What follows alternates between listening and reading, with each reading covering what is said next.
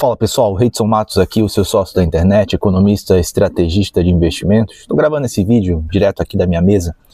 Queria trazer alguns comentários sobre o resultado desse terceiro TRI de 25 da SBF, tá? Que é uma empresa do setor de varejo, dona das marcas Centauro e da Fisia, que é a distribuidora de produtos Nike aqui no Brasil. E depois de olhar os números, tá? E principalmente fazer uma série de relações de balanço, olhar um pouco da estrutura de capital e até mesmo como é que a empresa ela alocou recursos ao longo desse terceiro TRI, eu diria que o trimestre em si, ele trouxe algumas mensagens importantes aqui para a gente, tá? E aí eu queria começar falando do crescimento, que diria que foi um crescimento bom, tá? Na margem aqui, se a gente olha a receita bruta, ela avançou 7,8% aqui na comparação anual, mas se a gente considerar a receita líquida, né, que tira alguns encargos aqui, também algumas deduções, ela avança um pouco mais, avança 9,4%, tá? Uma receita líquida de 1,9 bilhões. Eu diria que esse crescimento ele está um pouco melhor do que a média de outros setores do varejo. Aí eu queria destacar o setor de vestuários, que talvez seja uma proxy mais próxima aqui desse setor da Centauro, né, um setor mais de moda. Se a gente olha, por exemplo, Lojas Renner cresceu 4% na comparação anual nesse terceiro TRI de 25. Acho que só C&A teve um crescimento em linha com a SBF, crescendo acima de 8% ano a ano. E é um crescimento que ele foi muito forte, e aí olhando, né, de fato os mixes aqui das operações, né, a gente tem duas operações, seja a Centauro e a Fisia. A Centauro teve um crescimento bem forte, e aí eu acho que é o grande destaque do trimestre, mas foi um crescimento principalmente puxado pelo digital, ou seja, pelas vendas nos canais ali, no e-commerce em si, que tem efeitos de margens, principalmente porque o ticket do varejo digital ele é um pouco mais baixo, consequentemente as margens tendem a sofrer um pouco mais, mas o fato é que a margem bruta até que conseguiu, né, se sustentar ali em patamares minimamente saudáveis, né? Olhando aqui os números da operação da Centauro, a gente teve crescimento de 16,3% aqui na comparação anual, e uma margem bruta aqui de 49,8%, o que representa 0,6 pontos percentuais de queda comparado ao terceiro TRI de 24, que foi de 50,4%. Acho que foi um resultado bom, olhando a Centauro. Agora, o grande gargalo dentro da operação em si tem sido a Fisia, né, que é a operação da Nike, que vende os produtos aqui no Brasil, é a distribuidora oficial. Acho que a operação, né, o produto Nike em si, ele deveria ter uma elasticidade, né, uma demanda mais inelástica, principalmente porque mira tickets mais altos, né, é visto como um bem um pouco mais de luxo dentro do portfólio de lojas, né, de produtos da Centauro, e o fato é que o crescimento dele tem sido um pouco mais fraco. Olhando aqui a receita bruta, ou melhor, vamos olhar a receita líquida, né, de 1,06 bilhões, cresceu 9,2%, ou seja, acima do que nós tivemos, por exemplo, né, comparando o varejo de moda, o que já é um destaque aqui de crescimento.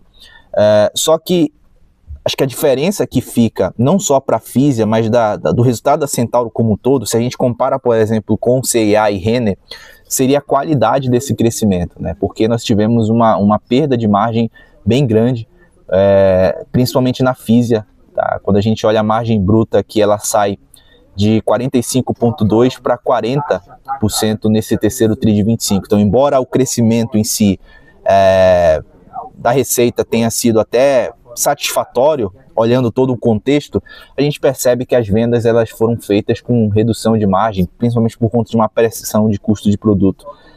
E aí até explicável, acho que a empresa ela até direciona muito bem no seu relatório ali o porquê que a margem da Fisia foi pior. E aí eu queria comentar com vocês do que eu acho que foi e principalmente do que pode ser daqui para frente.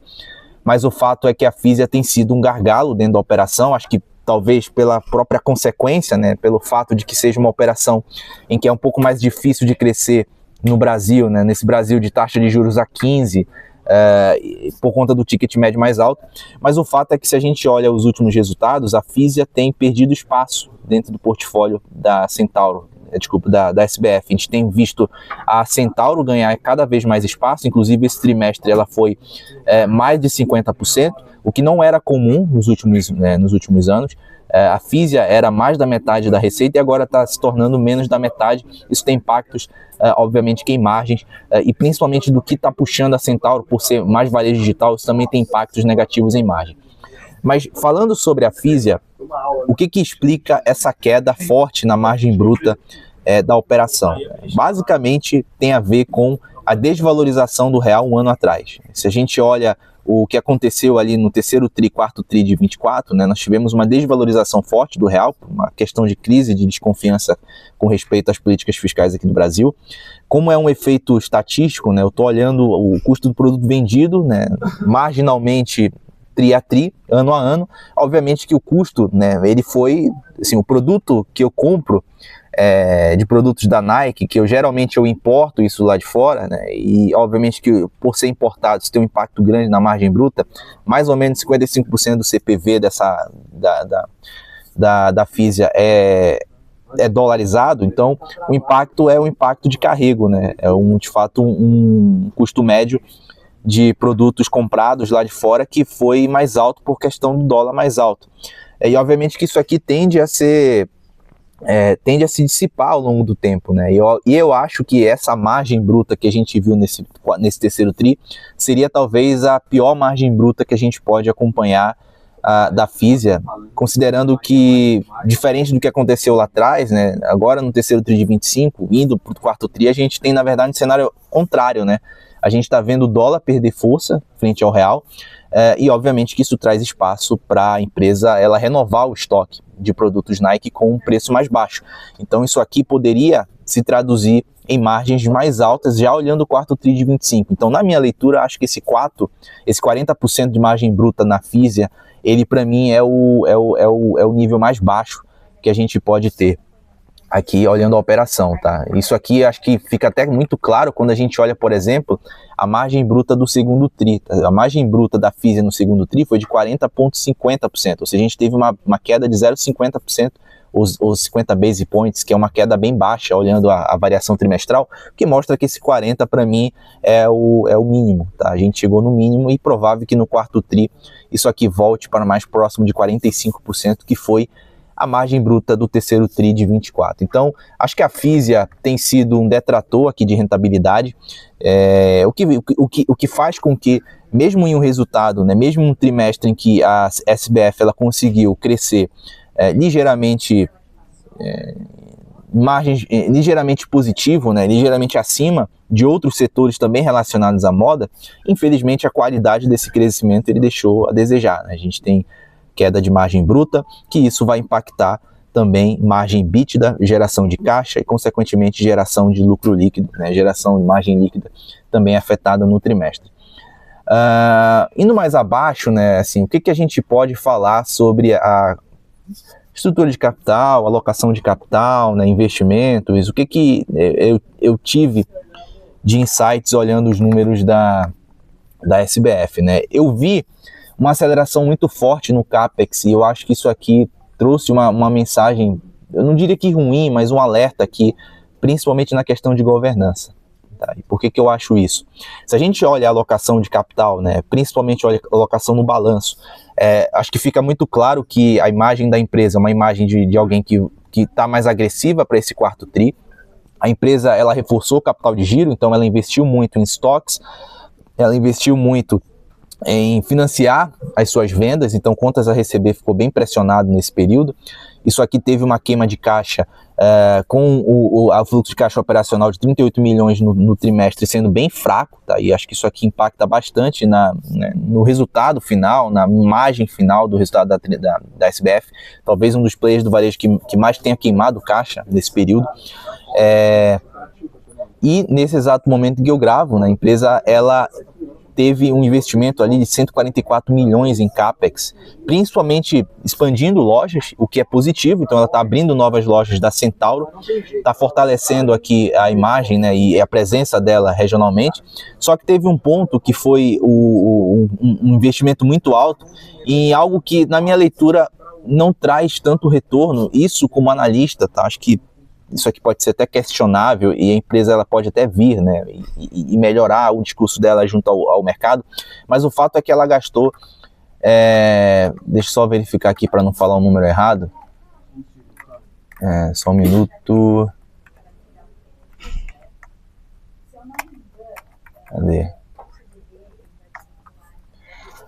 Mas o fato é que ela gastou 68 milhões de reais no trimestre com a compra de um avião, tá? Isso mesmo que você ouviu. A empresa, que é uma varejista de artigos esportivos, comprou um avião. Na verdade, ela fez um leasing, né, de uma aeronave, e o valor dessa aeronave, de 68 milhões desse leasing, entrou em balanço. Então isso aqui entra como um passivo para a empresa. E na leitura, né, no que está nas notas explicativas, seria um avião que seria utilizado para que a diretoria, né, para que os executivos pudessem trafegar entre diferentes estruturas logísticas ao longo do Brasil, né? Então, para melhorar basicamente o deslocamento desses diretores, olhando a operação como um todo, né? Tudo bem que a operação ela é grande, né? Tem vários CDs, lojas e fornecedores espalhados em diferentes localidades. Então, tudo bem, você justifica nesse ponto o uso de uma aeronave. Agora, 68 milhões, que é um percentual significativo da geração de caixa do período, tá? Lembrando que foi 38 milhões apenas de caixa, eles gastaram 68. Então, é quase o dobro de caixa em um avião. Será que isso aqui traz um retorno sobre o capital interessante, né? Qual que é o retorno, o ROIC esperado desse gasto? Obviamente que isso aqui é difícil de você mensurar, né? Então, acho que traz uma leitura difícil de você justificar para o mercado esse gasto grande, tá? Principalmente se a gente olha o contexto do CAPEX em si. O CAPEX de 144 milhões nesse trimestre, tá? Se a gente olha, por exemplo, os 9 meses de 2024, ele basicamente é 100% do que a empresa gastou até setembro do ano passado. Então, de janeiro a setembro de 24 é basicamente tudo que ela gastou só no terceiro tri de 25. E uma parcela disso foi esse avião. Então, por que a SBF comprou um avião? É a grande dúvida do momento, e eu acho que isso aqui pode gerar alguma desconfiança em termos de governança. Então, alguns acionistas, alguns investidores começando a se perguntar se a diretoria sabia muito bem o que estava fazendo. Então, acho que sim, acho que isso aqui pode gerar alguma pressão de preços, principalmente talvez algum desconto em termos de valor justo, acho que pode, mas o fato é que realmente me chamou a atenção.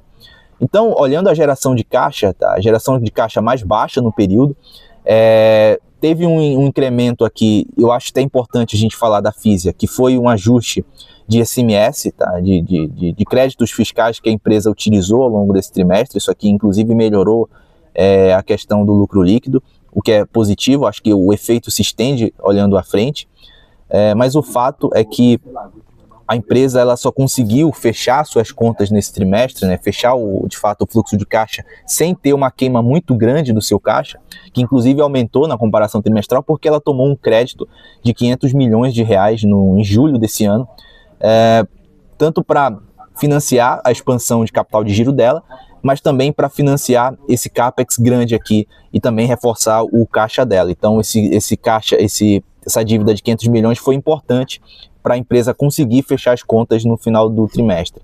E aí, eu queria só fechar toda essa análise, né, dando uma leitura de que, se a gente olha agora como que a empresa está sendo financiada, eu acho que fica uma imagem positiva para os próximos trimestres. Por quê? A alavancagem financeira da companhia, embora tenha crescido marginalmente, foi um crescimento muito baixo. Então, eu acho que ela permanece com uma alavancagem abaixo de uma vez, o que vejo isso como um bom nível para a SBF no momento atual, né, em que a gente está vivendo. Só que bem mais do que isso foi ter olhado, por exemplo, a composição da dívida líquida hoje da empresa, né? E aí eu queria trazer um número aqui, que na passagem dos trimestres a gente viu a empresa ela alocando mais recursos no longo prazo, principalmente se financiando o seu giro com recursos de